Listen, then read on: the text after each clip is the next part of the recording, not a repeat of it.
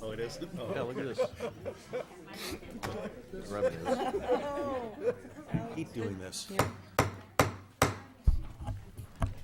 Oh, I'm sorry, there was a mosquito. You got it. Okay, good evening. This is a concurrent meeting of the School Administrative Unit, number 12 School Board, and the Londonderry School District School Board, and someday I'm going to find out what that means. It is Tuesday, November 22nd at 7 p.m. Good evening. Could we rise for the Pledge of Allegiance? And I'd like to invite our Budget Committee to lead us en masse. I pledge allegiance to the flag of the United States of America and to the republic for which it stands, one nation, under God, indivisible, with liberty and justice for all. Thank you. The principal reason for tonight's meeting, or the principal item on the agenda, is the first insight into the proposal for a budget for next year. That being said, there are a couple of other orders of business that we routinely go through. First, I'd like to ask if there is any public comment or questions. If so, please come on forward, and you will be heard.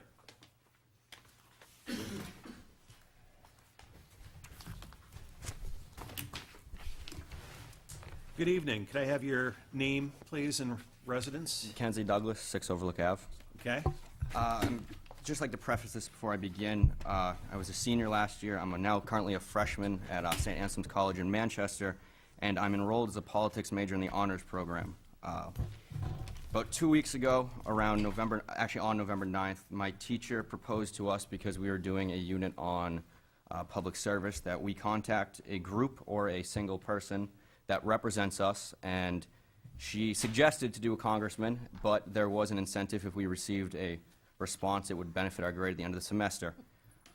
My sister at the time had been texting me and calling me nonstop about these proposed blizzard bags, and a lot of my friends who are on the wrestling team this year had texted me as well, because they know of my relationship with the school board and coming many, many times. So I sent an email to you guys on November 9th, and I did not receive a reply, and I sent another one. My fault.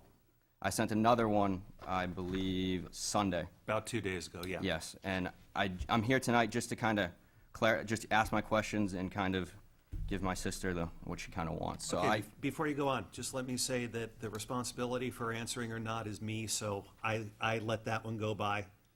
Apologies, I didn't know that it was part of a class assignment either. That would have gotten extra attention from me. I thought it was basically a question about the blizzard bags, and I was thinking that we wanted to get more information about how the actual first iteration went before we addressed that. So back to you. Okay, well actually on the first, I came home, my first day of Thanksgiving break, which I'm thankful of. I've been speaking Latin in my sleep for the past week because of an exam I had. My sister hit me as soon as I walked through the door and said, well, are you going to the meeting tonight? And I said yes, and she brought it to my attention, not her, but some of her friends were swamped with work. They said they were doing roughly 6 essays, which was supposedly one weekend's assignment on top of their normal homework. So that was the first concern of mine, was the amount of work these students are actually doing. But the biggest concern that I have is that the so-called 80% completion rate, I'm assuming this applies to the whole district as a whole, not per school. Am I correct? That was my understanding. Yep. Yeah. So I guess if one school does that and the other schools don't, what actually happens? Well, a couple of things. Tell me if I'm wrong here. But the first thing is the assignments are assignments. So if the first thing that's said is if somebody doesn't turn it in, they get a 0 for that assignment. Okay? So they don't get credit for the work that they did. Now, in terms of if one school did it and another doesn't, I think that we just said that it's an aggregate of 80% across the district. So if one school was 75 and one school was 95, that would seem to average out. Yeah, at this point, really, that question is really, and that's something I can explore. I can tell you what the participation rate was from Blizzard. I was actually going to ask when you would be ready for a report on that. I have it now. Go ahead. Moose Hill Kindergarten, 92%. North School, 96%. South, 93. Matthew Thornton, 98. The middle school, 93. And the high school, 90. So it was 92.83 or a 93% participation rate. Cool. I guess in the hypothetical then, well, it is just a hypothetical, what would have happened? I suppose the bottom line is kids wouldn't have gotten credit for doing an assignment that day, and we would have had to have made up that day somewhere. So, just the big concern that I have, and a lot of people are talking to me about, is that it seems like they're doing all this extra work, and it is, from what I've heard, is a decent amount of work. And then Yeah, it's almost, supposed to be a school day. exactly, it's almost busy work. And from in the email I sent, Excuse Not me. busy work. Excuse me, I don't think you can equate volume with it being busy work. well, in my email I stated that I applaud you guys in your efforts. I know when I was a freshman or sophomore, the ice storm hit. And that was awful situation to put you guys in with all the seniors, and the seniors don't make up days and the graduation. And I applaud you guys for your effort. I think it's great to kind of be moving in a forward direction with this because it is a big issue. But I mean, as a student and as a college student, no amount of work, assignments that step me through the process is really going to give me that push that a day of school gives me. And to me, just sitting down doing worksheets that take me through a step that I've learned, it's just busy work. I'm not really learning anything. So I don't really know if this is really a real day of school or more if it's just extra homework assignment. Have you seen any of the assignments? Hang on. Let me take a step backward. Would one of our principals be willing to discuss what kinds of work these assignments were?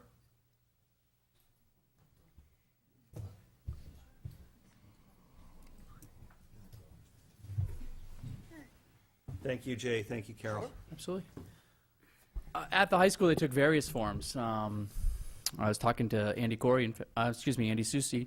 In music, he had his students research the genre and write a 2-page essay on musical impact within that time period.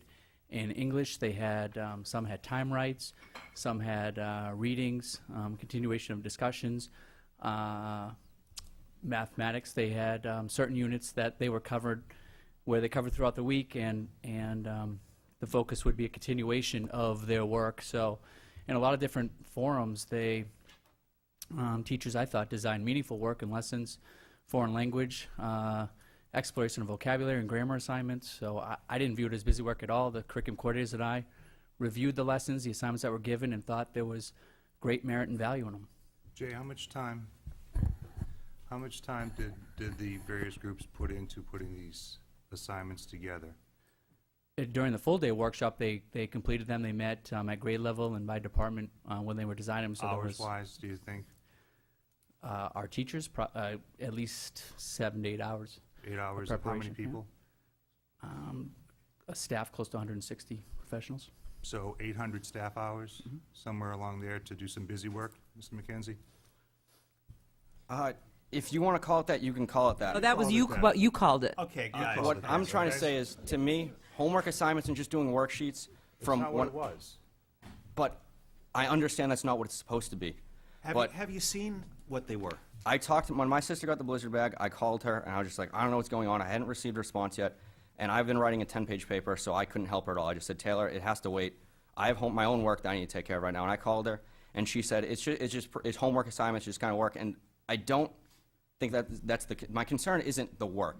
My concern is if kids are putting all this time in, and they are getting a grade for it. I know that there are kids who, in the end, aren't really going to care about the grade. There are always kids like that, and they aren't going to do it. And my fear is that the kids who do the work, even though they're getting a grade in the assignment, are still going to have to make that day up. So I feel like they're almost getting double taxed in a sense. And I understand your concern. I think that the experience of this pilot run, and it was a pilot run, is that participation was amply high, so that wasn't an issue this time through. If it doesn't succeed in the future, then we'd have to readdress it. But I guess I keep coming back to the question of it's, a lot of work. Well, isn't a school day supposed to be a lot of work?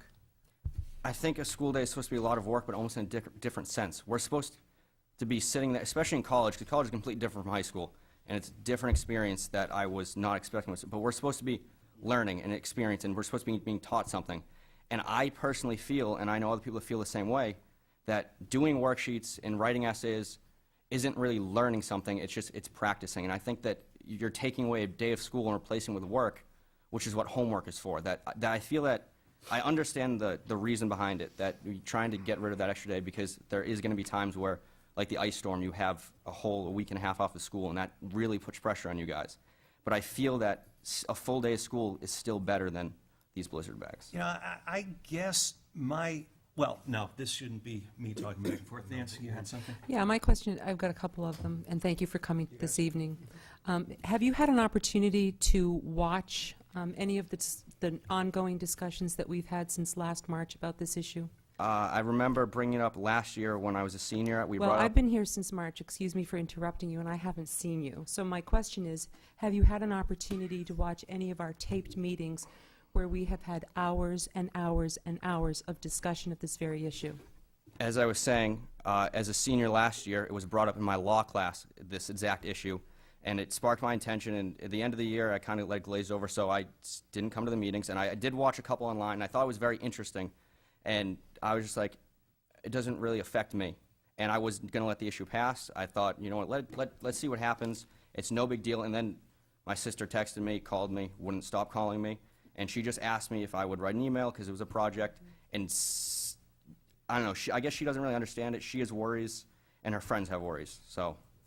Well, my perspective is this, that we have been on this issue a lot, and it's not haphazardly planned. This is hardly what we would consider to be busy work. And we also had the discussion, in fact, Mr. Young made the very point, that we would argue the point that in terms of quality or protecting the quality of our services that we deliver, we would make the point that perhaps on the second or third or last day of school, the interaction between teachers and students and work is probably not at its optimal level. So we feel that for now, I mean, I wouldn't profess to speak for my colleagues, but I feel that for now, this is the avenue that we've chosen. We've had a pilot day. Seemingly response was very good. I'm sensing that we're going to move forward, find the stuff that works well, eliminate the stuff that doesn't, and flex with this program as we continue to find an opportunity or a way to get through the times when we have 4, 5, 6, 7, or 11 days to make up at the end of the year. Thank you, Mr. Chairman. If I could just make one comment as well. I'm sorry, go ahead. No, go ahead. I just want to say that the assignments also weren't designed in isolation of what the kids were already learning in their units, and CAFA could certainly speak to it. Mackenzie raises a good point that the volume of work and the amount of time it took for them to complete was longer in many cases than what they had expected. So they thought that they may have a 30 to 45-minute assignment. In some cases, they were an hour and a half, 2.5, 3 hours for each class that they were doing. So that took a longer amount of time, and that's something we need to look at, talk about as a staff. It's the first time going through, but I would rather have it that way than have it be perceived as busy work or that they flew through it, too. It certainly was a challenge. It took longer than expected, and we need to listen to our students and our staff in designing the next one if we move forward with this. But she could certainly speak to her day, the classes that she had, and the work that she had to complete. I think that's a good I'd source. like to ask you too, Kafa, but if I can get through the batting order first, Ron? Couple of things. The first thing is you questioned the 80%. That was a state Yeah. requirement. So that we had no choice over. One of the things I think we did with the blizzard bags that made a difference, and I think Liz Justin brought it up at the meeting, what changed her from opposed to the blizzard bags to an advocate of the blizzard bags, it became a assignment that was planned in the normal work of the class. So therefore, it wasn't busy. If I said, it's a snow day on December 15th, go do this assignment, it may or may not have relevance to the work. The way I think Andy and the staff did it, I think made it relevant to the point that it was planned, it was part of the curriculum, and it was graded as such, as part of the curriculum. I think that made a big difference in my mind. I was an advocate of the blizzard bags. The haphazardness of it, or throwing a couple at the end of the year, didn't make sense to me. When Andy came up with the idea in the administration of planning the assignment on a specific day or a specific weekend to do that work, it made sense to me that it was part of the curriculum, there was value added to you. You as a college student know the amounts of papers that you get as written assignments to go home and write. You know, I know myself, even in my master's program, the number of papers that you need to write at home on different subjects and different topics is substantial. And that becomes a large part of your grade, that they use that as part of the discussion to bring in. Again, even in accounting, I'm taking an accounting course now at the graduate level. We had to do several papers that we discussed in class, the insights of it, what did you learn out of it. Very important subjects is how you think. It's that critical thinking that needs to come out in your discussions in the classroom after those lessons are learned, so you can have it. So I don't believe that because you had a paper to write, it was just a paper on its own. I believe the discussion that takes place on it is that what critical thinking skills did you put into that paper or that subject, so you can bring forth in the classroom and have that discussion the next time. It was absolutely in continuity with what they were learning in the class. There was no isolation. And we also gave them a little extra time to complete the packet. We didn't just give them that one weekend. So we wanted to make sure there was enough time built in, and because it was the first time we were doing it, I think everybody was being a little bit over-rigorous in maybe what they were expecting, but I did speak to parents at report card conferences, and they were thrilled with it. All the parents that I spoke to were very positive about the experience. Steve? Mac, did you want to say anything at this point? The email I wrote, I was just wondering about the 80% completion rate. That's originally the only reason why I came Yeah. here. I was just wondering because I knew it was a state requirement. I made sure I looked that up, and I read through the thing that Nate posted on the school website. And I read through that before I wrote this email because I didn't want to be writing something not knowing what I was writing. So I was just wondering if it was more district-wide. That was the only thing I was unsure about. So thank you for answering my question, and it did help. Okay. Yeah, I know, I was just bridging there. I'd like to take the opportunity to continue the discussion, if you don't mind, though. Kafa, tell me about your experience. Tell us about your experience. I personally did not have too much work. Like Mr. Parent said, a lot of it did fit in with the curriculum that we were doing. Actually, everything did. For example, in my AP English class, we had a time right, which was actually beneficial because otherwise we'd be sitting in class, wasting a class period doing that. So instead, it was just at home. We timed ourselves, and it was actually very good. And I don't believe that a lot of it was busy work. The only critique that I received from many students was the amount of work, like people keep saying. Personally, I actually didn't have too much of an assignment. The only thing with me was just that I had homework from Thursday night plus all the Blizzard bag stuff. So I just handled it, but I guess some students had, like Mr. Parent said, 2 or 3 hours doing stuff. Just the teachers really didn't understand, didn't know how long it was going to take them to do. So that's expected with the first run through. But that was the only critique I received from it. Thank you. Steve? Just to that point, in the future, we'll get a full briefing or, how Yes. things went and all that. I don't think that was planned for tonight, so I think that would be good if you happen to be in town from school and come back for that. I think that'd be great. So, I'm sorry. But one thread I'm hearing throughout this is there was too much work. And you know what? There are days that I get too many customers. There's also days I don't have enough customers. But there's days when I get too much work. I mean, it happens, and it teaches you how to deal with that. So I don't know that that's a bad thing. I was worried about it being too lightweight. So I'm kind of pleased to hear it be so strong. And I think the idea that came out at the end of the last meeting of, maybe this is a way to sneak an extra school day in so we can all get smarter and compete globally. That might not be a bad thing. But planning it out, I think the big difference was planning this out ahead of time. And it was just brilliant, but I said that the last time. So thank you.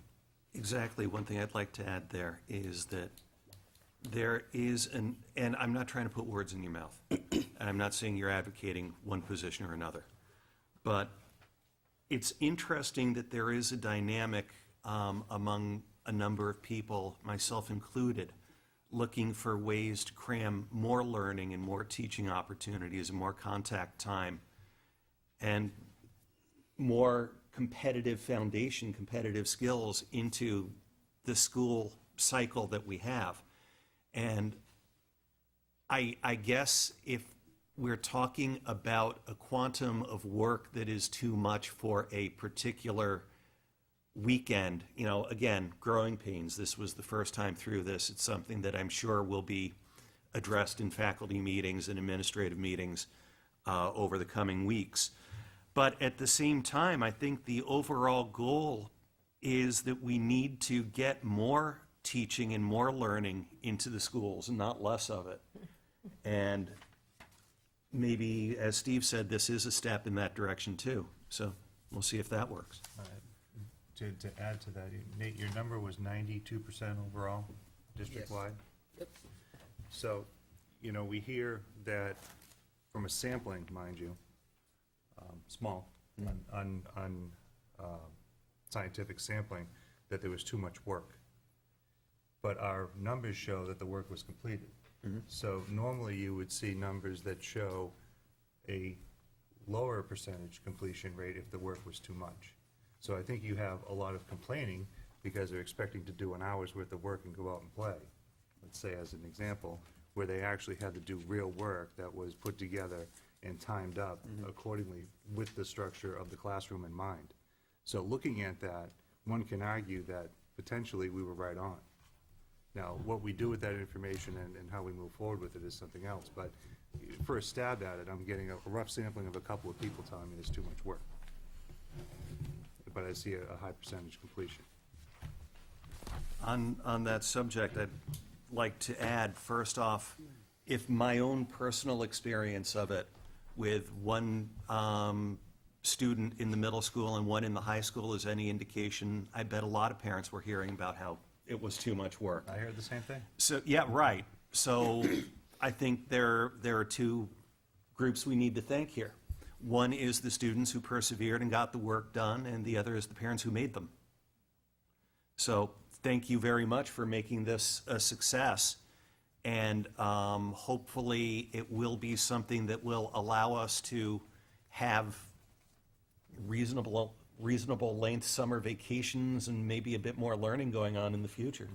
I also like to add that I think we did a survey with the parents online. I'm not, is Sean here? We had that information from you. And if I recall, it went from 2 hours from the kindergarten all the way up to 4 or 6 hours in the high school. Yeah. So there was an expectation from the parents, and we did a survey to basically identify what the expected length of work would be prior to these bags being put together. So that's another data point that we should also take into consideration when we look at this stuff. Mac, we probably projected more into what you were saying than you really meant to ask when you came up. So if that happened, I apologize. Thank you for coming. I hope you got the answers you wanted, and I hope you'll continue coming back and getting the answers you need as it goes. Thank you, guys. Thank you. Thank you, Jay. Thank you, Carol. Thank you, Kafa. All right, upcoming meetings. We have budget workshop scheduled for November 29th here and December 1st across the hall. Then we have a regular meeting on December 6th here.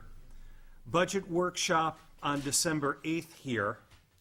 The possibility for a budget workshop on the 15th, if it's necessary, that would be here. And another one on December 22nd, that would be here. And that's also the beginning of the last year of the Mayan calendar, isn't it? Peter? The December 1st meeting, if it's held, will be, I'm sorry, you're right, at school board, because there's a conflict, and I think Mr. Jonkis has a question for the board on December 1st meeting. Okay. Yeah, thank you. The Budget Committee was hoping to ask for actually get the school board to actually think about making a change there so that we do not have to split up the Budget Committee to cover 2 Budget Committee meetings and make sure that we had our Budget Committee quorum attend each meeting. So we were hoping that we would be able to address this. And out of fairness, on the town side, they had established a schedule prior to the school side establishing its schedule. So we're coming to you hat in hand, hoping to make a change if at all possible. If not, then we will accommodate and obviously split as we need to try to cover both meetings. I just feel that it would be better if the full Budget Committee could be at attendance at all Budget Committee meetings to make sure that we address what we need to address. And I notice on the school board side, there's a significant amount that will be covered that night, everything from library right on through to all the different schools, all the different programs and so forth. So that's going to be a significant meeting for the Budget Committee to attend. I'm just throwing it out there. Todd, do you have a date in mind? Have you looked at a date? I'm not sure how you feel about weekend meetings or anything like that, or Saturday. We just did a long Saturday meeting. That's right out. What would happen? It's open. We're open to that sort of thing. What would happen, this is to the board and staff and everybody, if we, well, could we swap a regular meeting for that date and do the budget workshop on the 6th instead? That'd be great. That would be great. It's up to you guys. Well, I'm asking if it's legally permissible. Yes. Yes, it is. Hey, I don't know. Would that work for everybody? I won't be here on the 6th, Okay. so I guess that would be a no for me. The other possibility would be to shift everything back one meeting and do what we were planning to on the 1st, have that on the 8th, and move the 8th to the 15th. That would leave us with one open date. No. Reactions? Just have it on the Wednesday before. Just have it on, I cannot make a Wednesday meeting. that's right, you got class. I've got class on Wednesday. I forgot. So, What are your feelings? What was the choice? Well, one possibility, and, you know, there may be other possibilities out there, would be to basically plan on using the December 15th open budget workshop, essentially skip the December 1st and move things, well, rearrange them however the staff would like to. It's Thursday. I can make it. Can you be here on the 15th? I can do the 15th. Ron, Steve? I don't have a life, so Ron? so Wednesday the 15th? I'm here. Right, and you skip the first, just, Yeah. just move everything up a meeting. Yeah. John? Okay, so if you do that, then we have a regular school board meeting on the 6th, then the 8th would be a budget workshop, And the 15th would be a and the budget workshop. 15th. All right, and then what, When does the town meet? I mean. The town- we- there's an fir- open First of all, budget you said that workshop we on the didn't, town. I think our budget our schedule came out sometime in April. Yeah, theirs came out in March. Okay, so, Okay. I guess, Neither here nor there. I'm just curious where it is, and I guess the question is, it came out before we voted on going to deliberative sessions on the town side? It came out at the end of March. Whatever. Okay. I want to go. Do you have something on the 15th? There's Voting an would have open- been the beginning of There's an March, open so- budget meeting for the town on the 15th. I have a combined schedule. If I may. Sure. You guys Thanks. can have that. That combines the two schedules, consolidated, so you can see where the overlaps. There's actually a second date on the second page that you also have an overlap. I don't wanna go to the 15th because they move over at the end of the month. I'd rather move a meeting at the beginning. Yeah, I would too. Because that Yeah. becomes our discussion if we want the superintendent to look at something. Okay. Yeah, then we're cramming it. Yeah, So Nancy, you said you weren't available on the 6th? I'm not. okay. Let me Well, ask, would you, Do we have to make the decision now, or can we look at the calendar and get it out to you guys, instead of trying to jumble it right now? good point. Why don't we get back to you on a date? and figure out what we wanna do? I Okay, appreciate the consideration. Right. Okay, thank you. Thank All you. right. Okay, can I have a motion on accepting the minutes from the November 8th meeting? So moved. Is there a second? second. Motion made and seconded. All in favor, please say aye. Aye. Any opposed? I have to abstain too, so that would be 3-0. John and I abstained because we weren't present for the meeting. A few resignations to note. Christine Ackerley, instructional assistant at Matthew Thornton. Martin Angers, the electrician at the high school, and Alex McIntyre, an IT and library assistant at the middle school, will all be leaving us. Thank you for your service, and good luck in your future endeavors. And that brings us to the budget presentation. Nate, you're up. Yes. Before you start, Nate? Yes. Tom, if you Sure. don't mind. Before Nate starts, I'd like to thank the administration that's sitting in the room this evening, not for putting the budget book together. I know that he drove you guys nuts on that. I'd like to thank you for working this year with no pay increase at all and coming to these meetings without punching a time clock. It's, I've been doing this now for 9 years, and I mean, this year you're doing it for free, but it's just impressive. I just thank you guys. The whole board appreciates it, I know. Thank you. Thank you. All right, Nate. Okay, good evening. Peter and I are going to present some highlights and some basic financial information and Peter this evening, and Peter will also walk you through the organization of the budget document. Tonight, we're presenting the administration's proposed financial picture representing the goals, priorities, and objectives for FY13. The proposed general fund operating budget is $64,890,879. That's a 0.77% increase over this year's operating budget. Translated in dollars, that's $497,942 above FY12. And it's $306,209 below the default budget and represents a decrease in the tax rate by a nickel. Two, as will be discussed, we are recommending a lease of $366,885. As you know, a lease does not have a tax impact in the next fiscal year because it's paid in arrears. And a maintenance trust article for $600,000. Not included in the warrant articles at this point in time are two contracts that we are presently negotiating, one with the teachers and the others with Allied Health. The budget represents our 11th year of matching our strategic planning priorities to our financial strategy. This is a continuation of our adopted methodology of how our district initiates, manages, and prioritizes educational operational needs to financial support structures. The proposed budget is a financial picture of our recommended program for the 2012-13 school year. To assist the board, the budget committee, and the community in looking at our budget, I will address the highlights based on the goals that we have established over the years and continue to implement as we go through. Goal number one is to ensure that curriculum instruction and assessment are designed and delivered to enable diverse learners to achieve or excel district standards.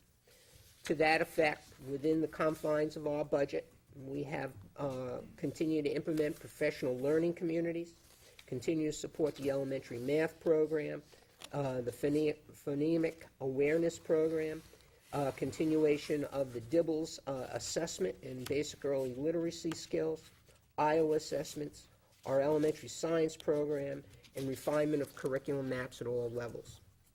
Two, as we looked at the need to replace textbooks, we're looking at 3 levels. We're looking to replace journalism text, public speaking text, family consumer science text, and Project Running Start economics text at the high school.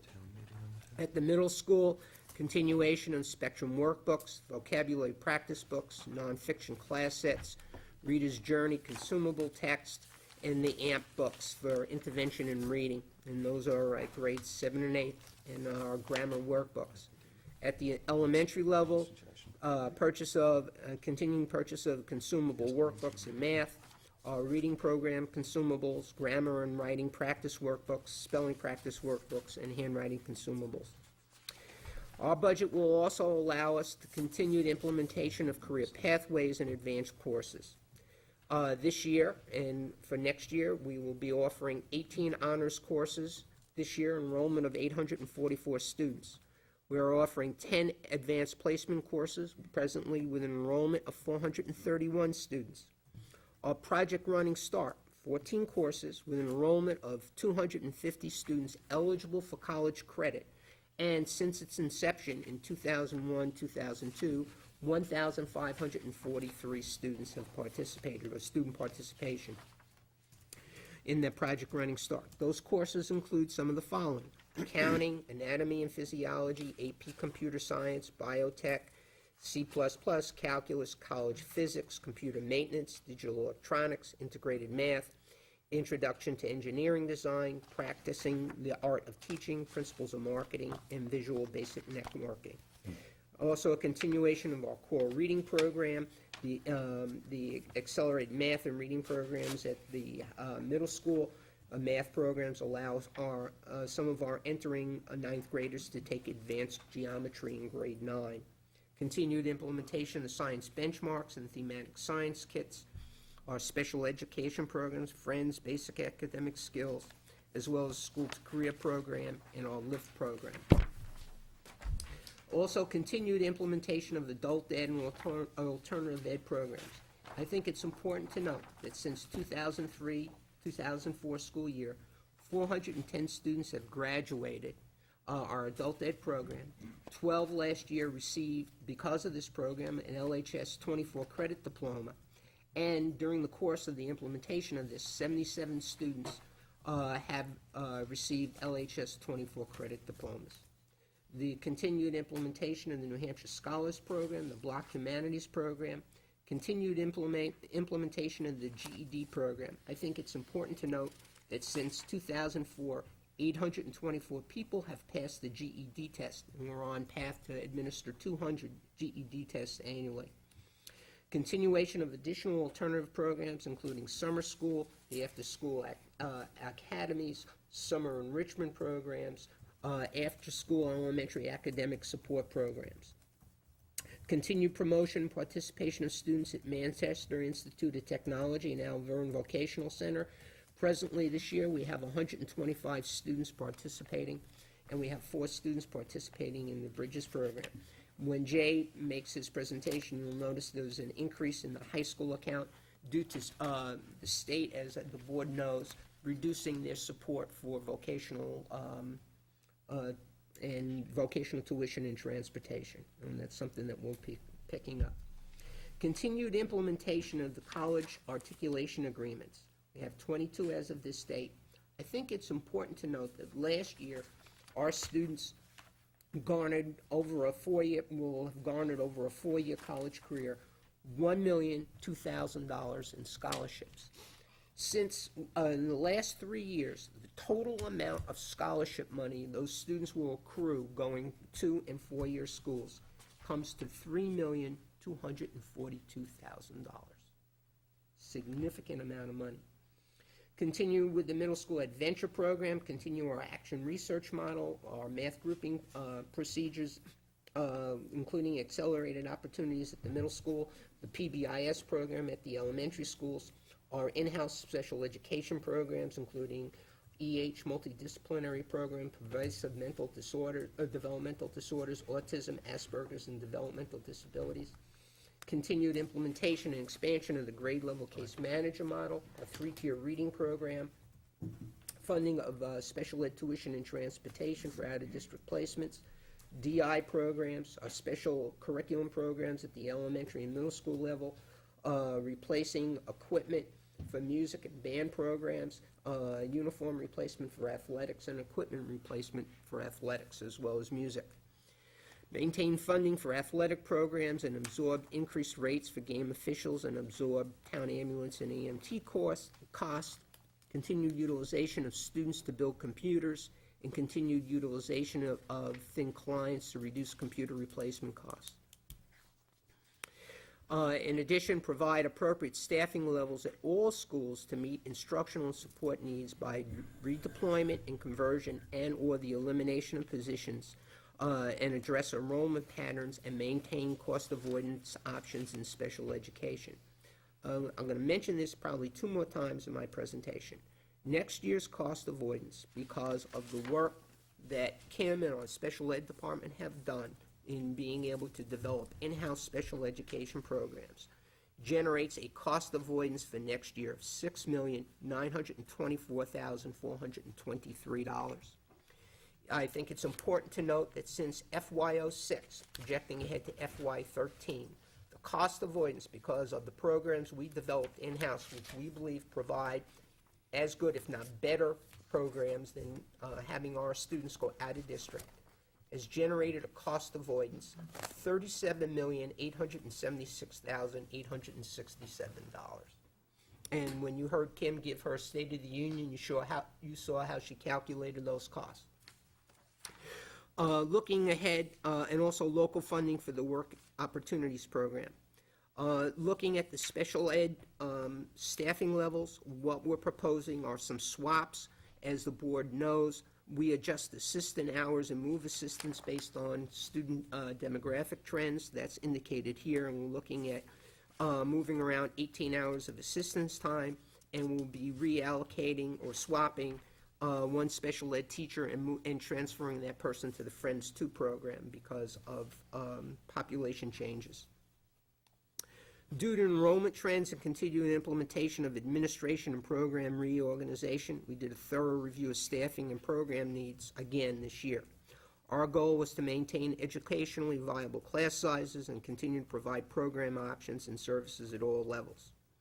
We believe our goal will be achieved through the continued implementation of reorganization of duties, responsibilities, contracted services, and the contraction of staffing.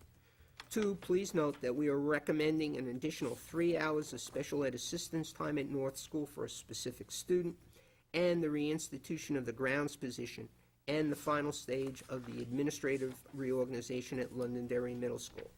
The net savings of these adjustments is $438,607, which, as promised last year, covers the cost of the positions in the one-year federal jobs grant program. Actually, I'm off by about $20,000, but pretty much covered it. Broken down, we're looking at the high school of reducing 3.6 positions, district-wide 0.8 of a nurse, completing the middle school reorganization by dropping the other half of that housemaster's position, and creating an assistant principal's position for one of the housemasters by adding 30 days and adjusting that assignment. Net is and at the high school and at the middle school, reducing by 3.5 positions, 1 English teacher, 1 social studies, 1 computer, and a half of a foreign language. Most of that is driven by changes in demographics and drops in enrollment. Total is a drop of 8.4 positions. The net savings is $438,607. I think it's also important to note that including the FY13 recommendations, that from FY06 school year, the net reduction in certified staff, which is administrators and teachers, totals 48.1 full-time equivalents, or 1 position for every 19.27 student drop in enrollment. During the same period of time, we have reduced the net total of 443.2 hours per day, or the equivalent of 74 non-certified positions. That's assistants, clerical positions, monitors, computer assistants, custodians. That's the equivalent of 1 full-time equivalent for every 12.5 student drop in enrollment. Goal 2, which is to achieve and sustain the highest level of professional competency of all staff members, continuation of our teacher supervision and evaluation program, including our walkthroughs and our 4/5 evaluation model, Teacher Induction Institute, our Teacher Academy for Technology, restoration of staff development opportunities for certified staff as per contract and in conjunction with the Professional Development Master Program. The board remembers that our teachers gave up their staff development money this year to assist us in meeting financial goals and addressing economic concerns. Continued implementation of the on-site master's program in collaboration with Riviera College. It's very interesting to note that we have saved since its inception $108,000 in course reimbursement money, have offered to date 28 courses, had 303 staff members enrolled, and 64 of our faculty have received their master's degrees through that program. Continue the Action Research Program. I've also listed to you a litany of staff development programs directly related to our goals and objectives and curriculum. Online Professional Development Center tutorials and video on demand. In addition, Goal 3, provide adequate space in order to meet both the educational needs of the students and effective operation of all school facilities. I've identified for you a listing of maintenance projects that we would hope to get done next year. Everything from painting to carpet replacement to electric timers, wood siding repairs at the high school, door hardware, exterior doors, ventilation systems, refinishing of gym floors, correcting drainage issues at the middle school and also at Moose Hill, new windows for the first 4 classrooms at Matthew Thornton, replacing wood on the stage, painting halls, epoxying gym bathrooms at North School, as well as some carpet replacement at South and drainage improvements for the playground at Moose Hill, just to highlight a few. District-wide funding for replacement and additional custodial equipment, continuation of our energy management program. As the board knows, and just to repeat for the community, during the past 11 years, we have realized a cost avoidance savings of over $3.9 million because of our energy management program, and just received the Sustaining Energy Award recently. And 5 of our schools are Energy Star schools. The only school that isn't is Moose Hill because it's not, quote-unquote, a complete school. Continued savings as a result of switching phone companies, that's $18,000 a year. The conversion over to natural gas for Matthew Thornton in the middle school, we expected a 4-year payback. We believe we'll have it back in 3, and that's over $100,000 in 4 years. Okay? We continue to average, and this is important, we continue to average over 150 events inside the buildings and over 100 athletic games and practices by school and recreational groups on a weekly basis. Weekly basis. Our plan operations based on data we had from last year are about 25% lower than the national average, 10% lower than the New Hampshire average, and it's important to note that we have 687,382 square feet of building space, quite a bit. Our 4th goal, to create and maintain two-way communications, funding to continue staffing and funding for Leo 21, WLLOLP, funding for Accent on Achievement, funding and staffing for the district website, training for teachers and expanded web page design and activities, continued funding for release days and substitutes for cross-grade level meetings and curriculum articulation, sharing of data analysis between and among schools, including curriculum alignment, our online policy book, student management system, including the parent portal, and continued implementation of parental email notification communication. And as the board knows, we've got Twitter and Facebook pages for the schools, too. Even the district office has a Twitter thing, I think. I haven't used it yet. Goal 5, create and maintain an efficient and effective organization.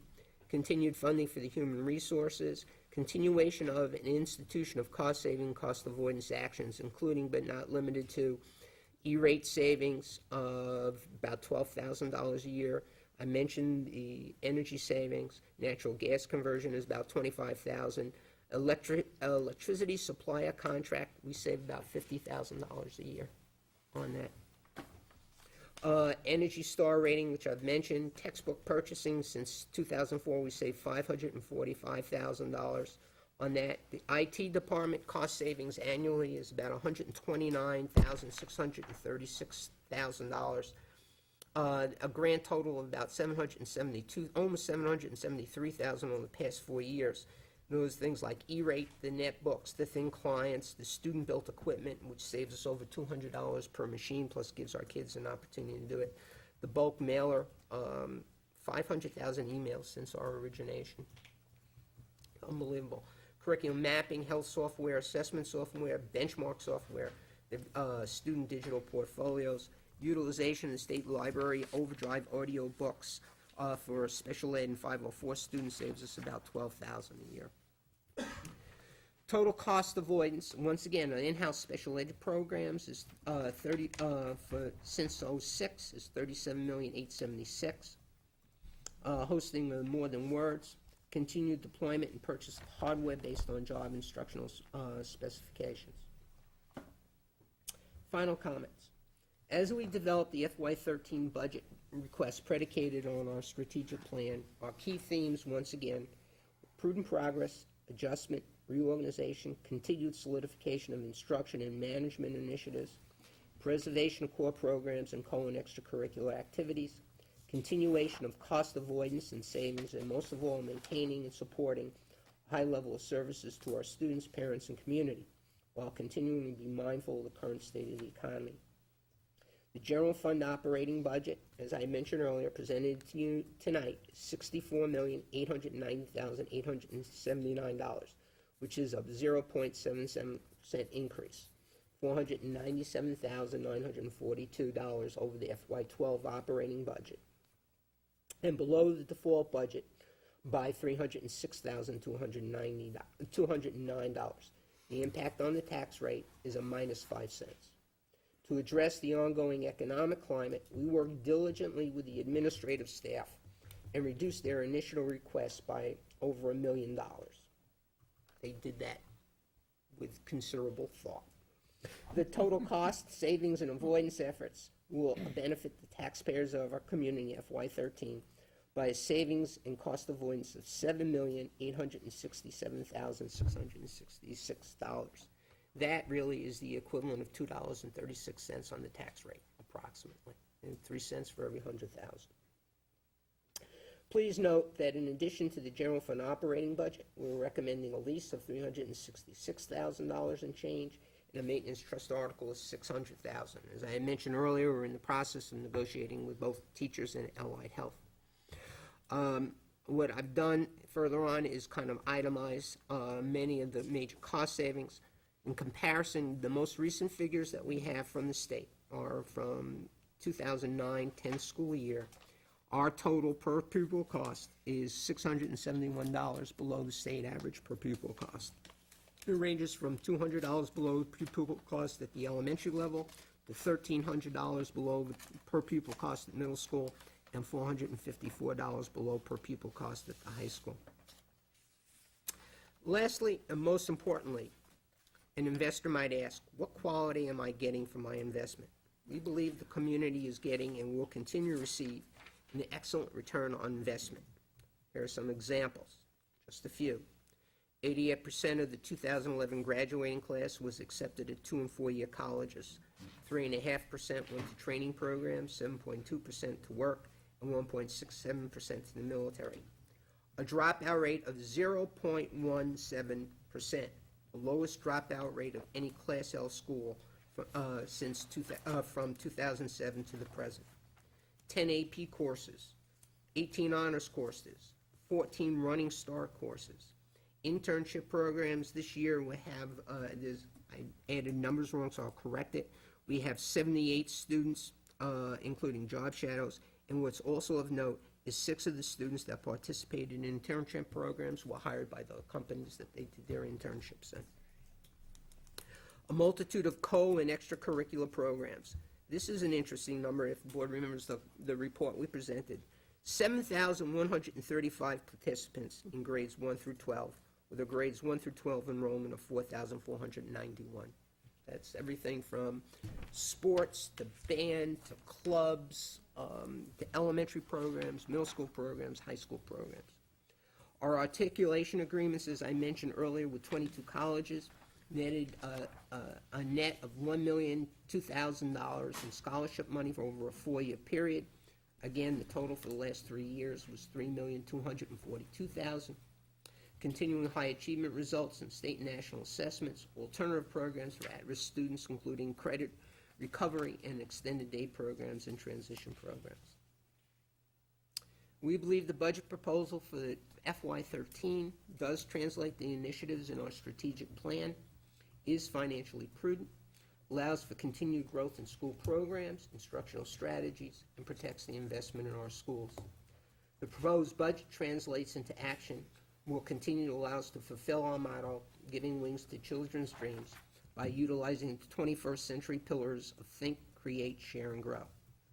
Thank you in advance for your thoughtful deliberations and comments regarding the FY13 budget. Peter.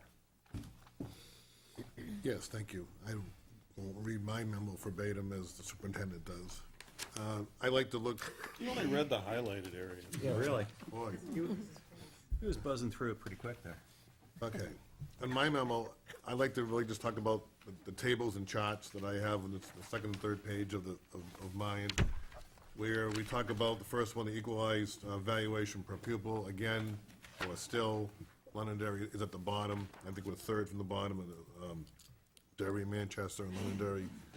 This is, for those who have been around for a while, this is the essence of the whole Claremont 2 court case, where the number of students against the tax base was really the essence of the case. So we are still in a situation where our tax base is working hard to cover the amount of students that are in the Londonderry School District. Peter, can you explain that a little differently, please? I think this is the essence of it, and I think this is important information. Can you just explain it? What it's trying to show is how many students is the tax base being asked to cover in particular areas. So if you remember back in the late 90s, the number of students, it was always assumed, and I think we had proof, that Londonderry, on a per capita basis, had the highest percentage of students per population. And so the tax base, still growing, had to work harder, as the saying goes, in order to capture the tax base of all the students that were in the district, as opposed to Portsmouth, which has a much larger tax base and and proportionally a smaller student population attending the school district. Thank you. The second one just gives you a table of the per pupil cost of Londonderry versus the state average. And Lieutenant Greenberg highlighted that one already. I show the state and local property taxes for the past years. I leave 1998 there as an example of where we were once upon a time, but also 1998 is the last year before the Claremont 2 decision, and thus the whole adequacy grant and state property tax. So that was the last year before Claremont 2 and the whole decision of state funding education. And then the last one I show is the amount of adequacy grants Londonderry has received over the past years.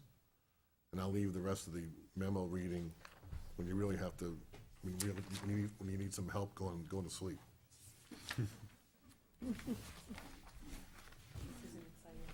No, plus Cindy Alley had to read it, and I think I woke her up twice, so. On the revenue side, and you can follow along on page 6, which is the tax rate calculation, and we'll get to the production of the book in a minute. For the most part, state revenues are flat, except for the state property tax, but obviously that is offset by a higher state property tax revenue, but that's offset by a higher state property tax at the end. For the most part, everything else is flat in the state revenue side. And on the local side, the only real difference is we have not put a number in for impact fee revenue for the upcoming year. There might be funds available, but this time there isn't enough to really put anything in. If it changes, we obviously have the ability, before we set the tax rate in October of 2012, of putting revenue in. And we'll always keep the school board abreast if the collections for impact fees pick up during the school year. Any questions on the revenue piece? On the appropriations, some of this will be redundant. Proposed operating budget, as Nate has said, is $64,890,879. That excludes any other warrant articles, petition articles that may come forward, including the two labor contracts that are currently in negotiations. We anticipate that they will be coming forward in time and will be on the warrant, but at this time, since they've not been ratified or approved by the school board, we can't include them. The proposed budget is $497,942, above the amended current operating budget. And I say that because if you remember, back in March, we approved a operating budget of $63,292,937. And then over the summer, the voters approved an amendment of $1.1 million. I'll skip down to the default budget. Remember, the charter for the school district follows the provisions of SB 2. So we have a calculated default budget. I'm trying to find my notes. The default budget's calculated at 65,197,088. And the default budget, just in case we have new people, as defined in section 40:13, the default budget as used in the subdivision means the amount of the same appropriations as contained in the current operating budget authorized for the current year, reduced and increased as the case may be by debt service contracts or other obligations previously incurred or mandated by law, and reduced by one-time expenditures. One-time would be only capital. Later on, as we get down to the end, I'll go over the tax rates. If we're using the proposed operating budget proposed by the superintendent with the maintenance trust fund and other articles, we come up with a local property tax of $12.48, a state property tax of $12.39, for a total of $14.87. Okay. 1248 and 239, right? $2.39, what'd I say? 12. Oh, $2.39, I'm sorry. If the default budget were approved with all the no warrant articles at this time, we'd have a local property tax of $12.57, a state property tax of $2.39, for a total of $14.96. And on the end of the page, we show, as we do, based on $300,000 of assessed valuations, or if your property is assessed at $300,000, your local property tax, based on the numbers that we've discussed, would be $37.44. Your state property tax would be $7.17, for a total of $46.61, or up $66 this year. In the default budget, if the default budget would be approved with all the known articles at this time, the local property tax would be $3,771,000, the same state property tax, $717,000, for a total of $44.88.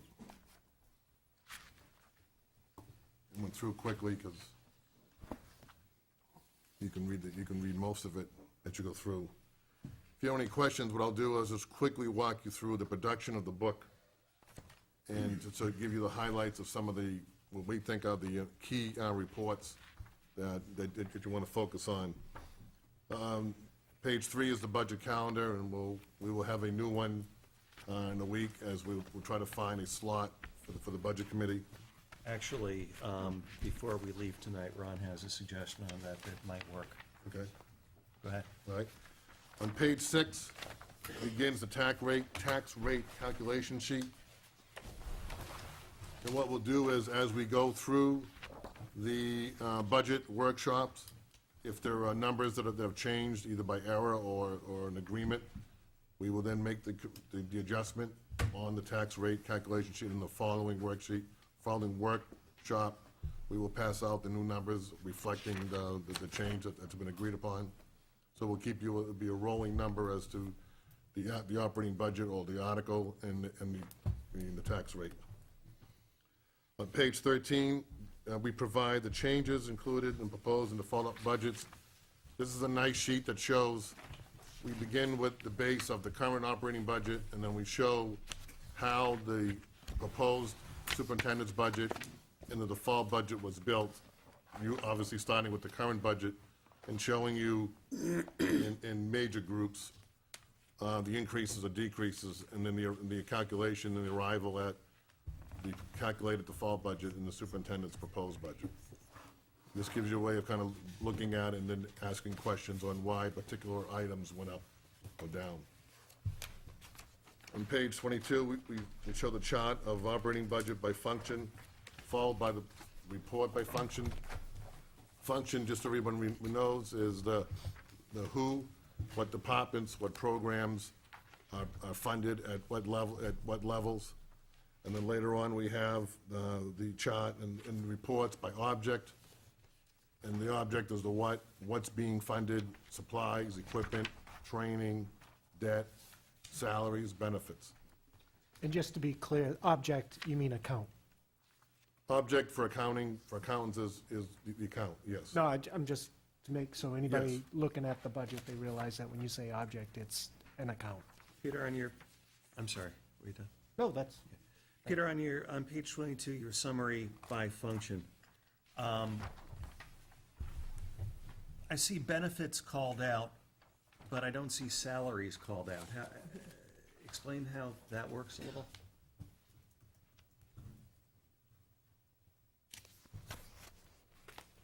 Because, But by function, we're talking what? So functions are regular ed, special ed, athletics, so reg- forth and so So on. regular ed would include, So regular would salary include, the and salaries operations and included stuff in like the that. function of regular ed on all the corresponding accounts. So thanks.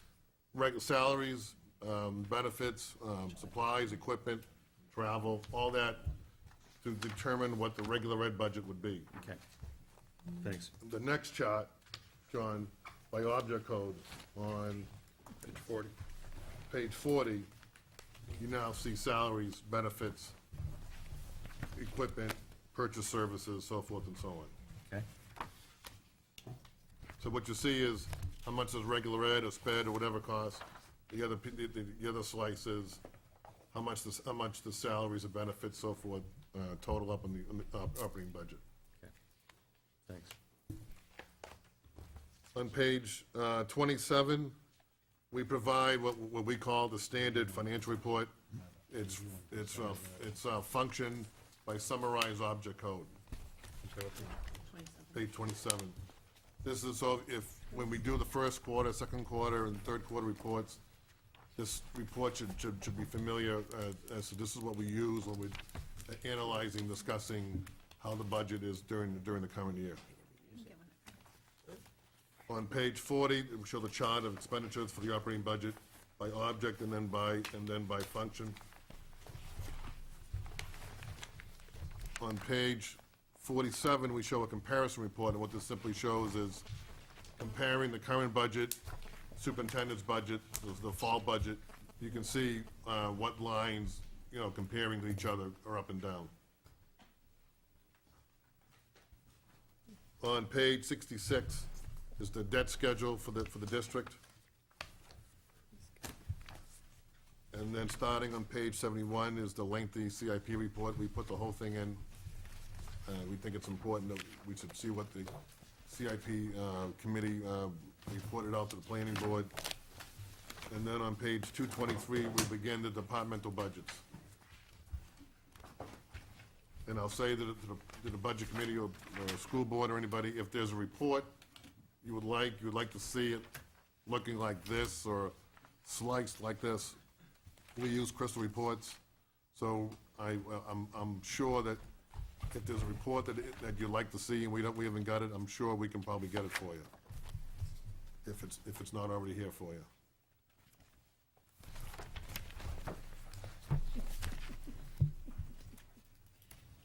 I'm all set. Ada, anything more? No, at this point, we want to, hopefully, we've kind of outlined everything for you to give you some framework in which to look at the budget. The budget will be posted on the school district website tomorrow morning for members of the community to look at, if in fact they so choose.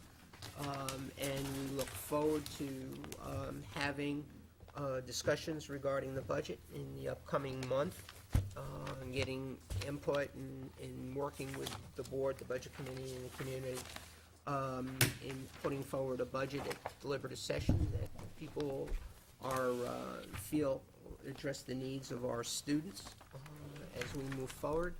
And on behalf of the administration, faculty, staff, we want to take this, and students, I want to take this opportunity to wish everyone a very happy holiday and a happy Thanksgiving. And, if you got some kids in the house that are short, and you can put this on this chair, and they can just sit and belly right up to the table. There you go.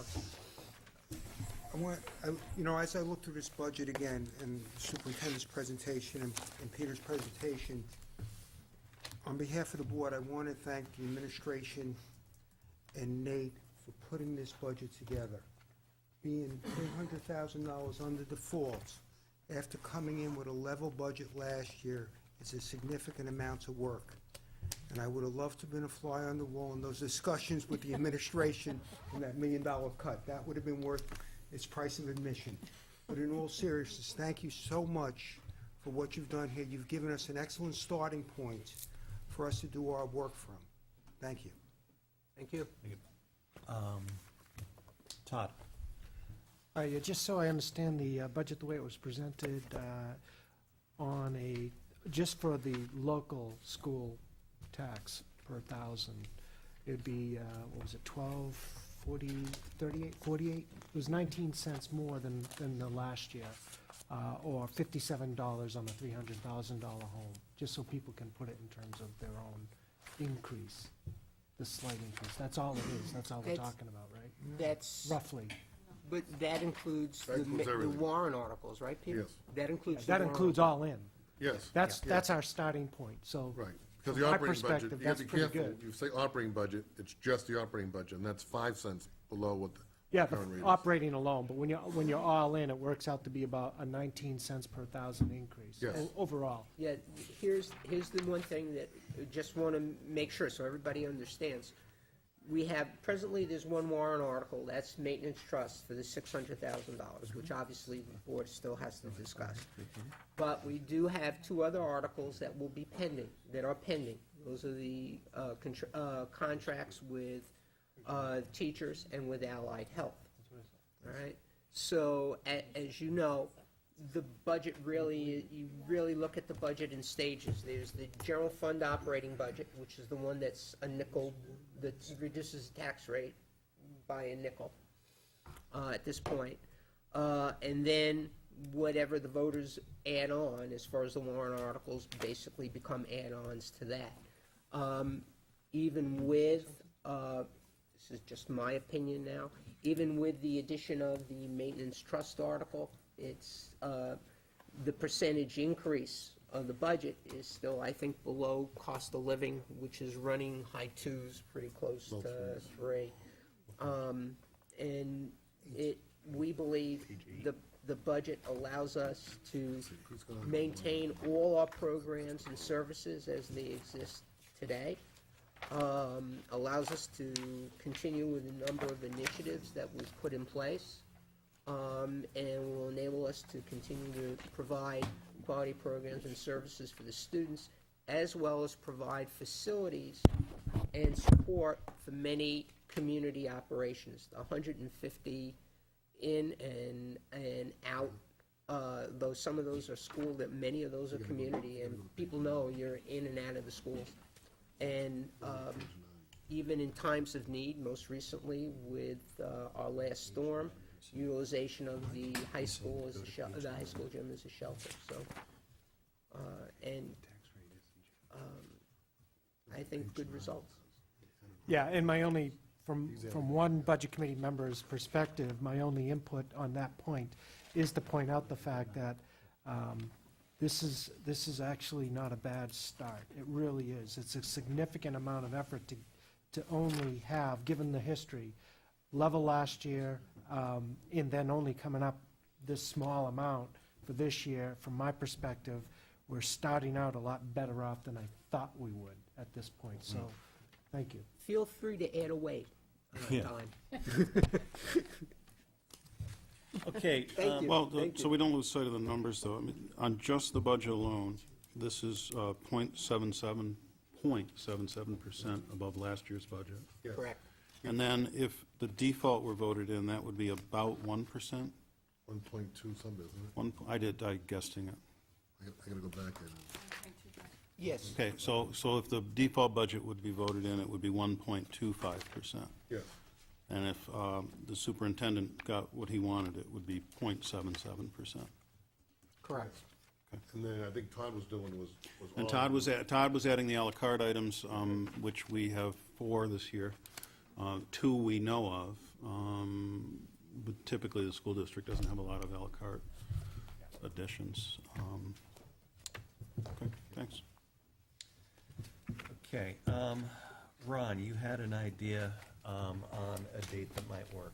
I was wondering, December 5th, which is the Monday, and the reason is I would like to get the budget presentations done early in the year rather than late next to Christmas. So since it's only presentations, that would be Monday, then the school board meeting on Tuesday, and do accomplish the same thing. That's what I would recommend. And I don't want to do a Saturday. Our administrators do not get comp time. They would have to be here because they're dedicated, and the superintendent would make sure they were here, and I don't think that's fair to Would go them. get them. Okay, so we're talking about moving from the 1st to the 5th. Peter, Nate, does that work for you? Fine with me. I have no problem with that. Okay. This is fine. Todd, what do you guys think? We're deliberating. Okay, Good? We're good. Okay, So great. that would be, what day was that, a Wednesday the 5th, you said? Monday the 5th. Monday the 5th, I And believe it then, is. and what we'll do is we'll check on the availability of this room. The If this, council is in here that night. Pardon? The council has a meeting in here that night. then we'll be next door. Okay. A little bit tighter quarters, but. Can we also ensure that the calendar gets sent out as an invite to the budget and the school board for our calendars? So that everything's in there? Email invitation. Email Yes. invitation. Absolutely, Yeah, that way, if changes come up, they could be sent electronically as well. yes. Yeah, thank you. Okay, Idea. additional questions, comments, concerns from anybody? All right, I believe we have a request for a non-public this evening. I don't know exactly what state part. No, No? no, you don't have to, and it wouldn't have been a non-public, it would have been classified as a non-meeting, but Okay, well, it's not necessary. a non-meeting, okay. Yes, you can have a non-meeting if you discuss negotiations or Right. a meeting with an attorney. It's called legally a non-meeting. Okay. Then I guess we are done. Thank you very much for your time. Happy Thanksgiving, Hey, everybody. motion to adjourn. So move. I And motion. can I have a motion to adjourn, please? I motion. He Motion by seconded. Steve, second by Ron. All in favor, aye. Any opposed, nay. Okay, ayes have it. Have a good one. So everybody knows.